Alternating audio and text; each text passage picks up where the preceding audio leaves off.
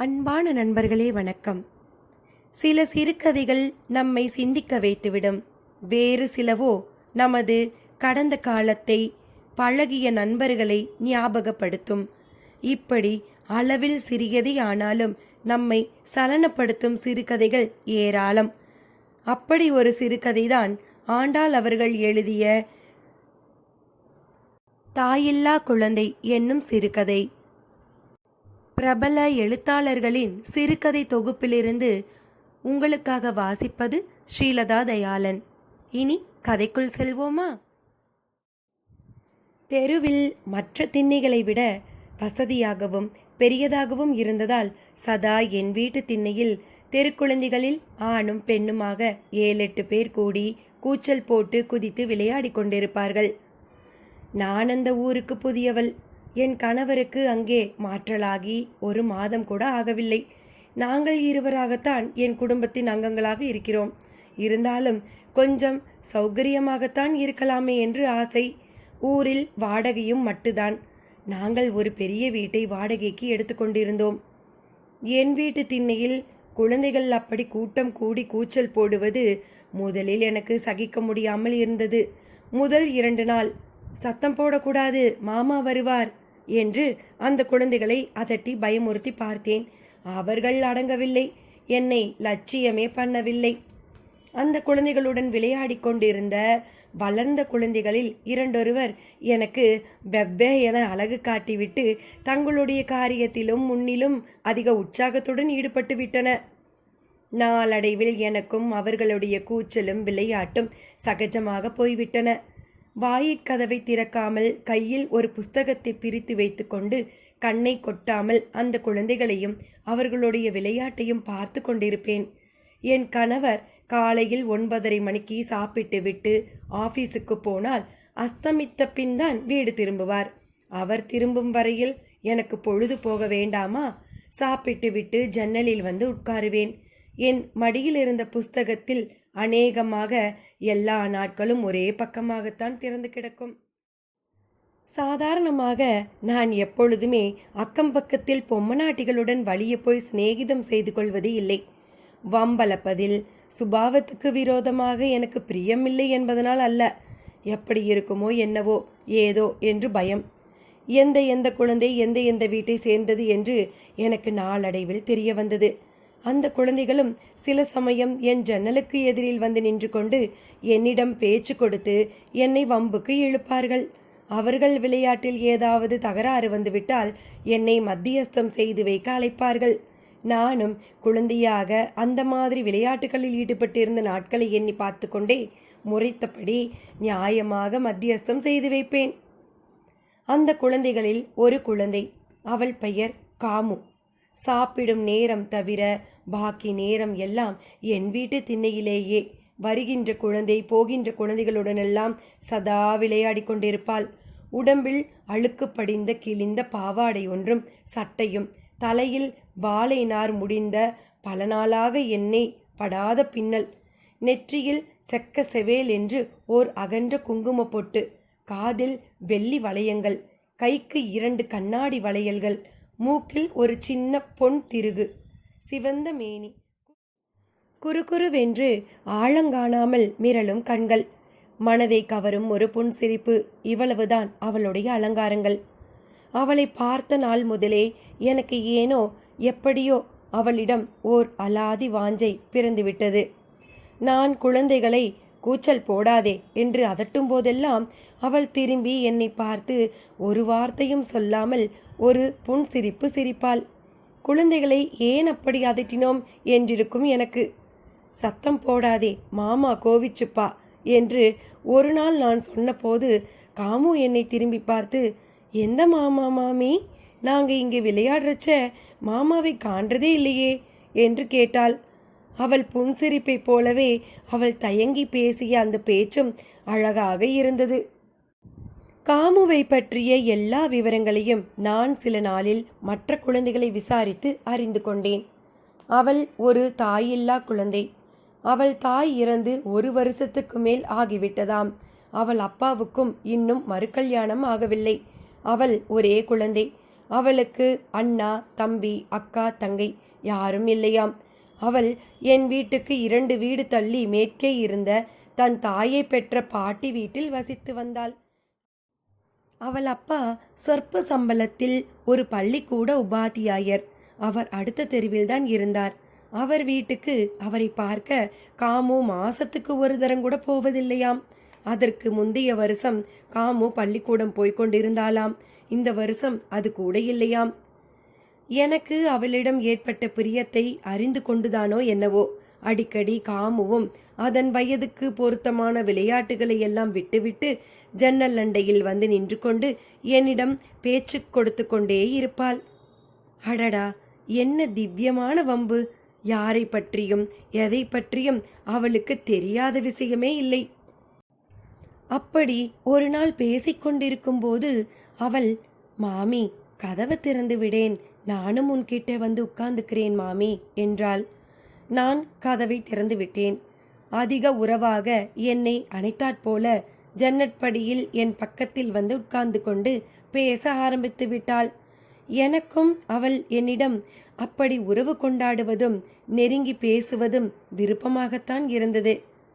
காமு என்னிடம் உள்ளே வந்து உட்கார்ந்து கொண்டிருப்பதை பார்த்துவிட்டு திண்ணையில் விளையாடி கொண்டிருந்த மற்ற குழந்தைகளும் நானும் உள்ள வருவேன் என்று கூச்சல் போட தொடங்கிவிட்டனர்.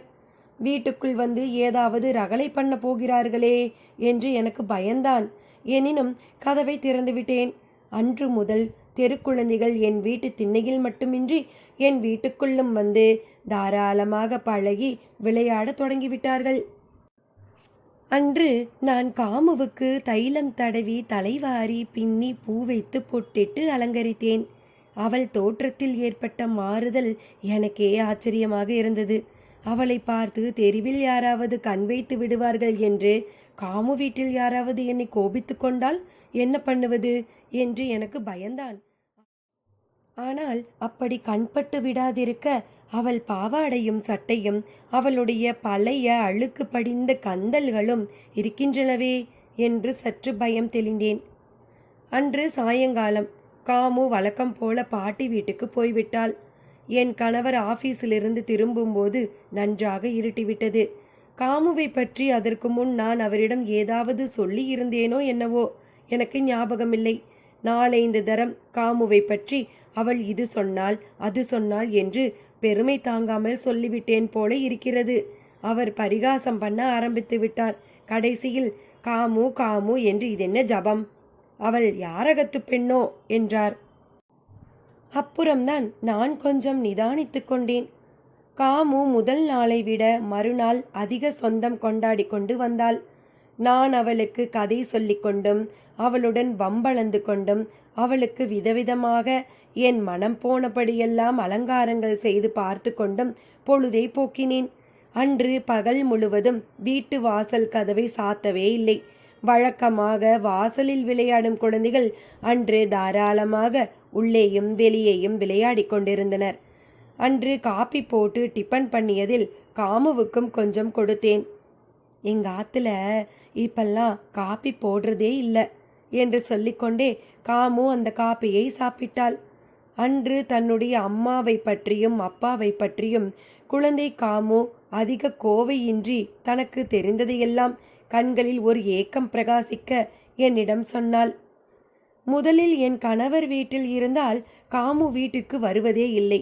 எப்போதாவது அவள் வந்தபோது அவர் வீட்டில் இருந்து விட்டால் 2 கைகளாலும் கண்களை இருக்க பொத்திக்கொண்டு நாணி கோணி குறுகியவளாகி தூரத்தில் தூண்மறைவில் போய் நின்று கொண்டிருப்பாள்.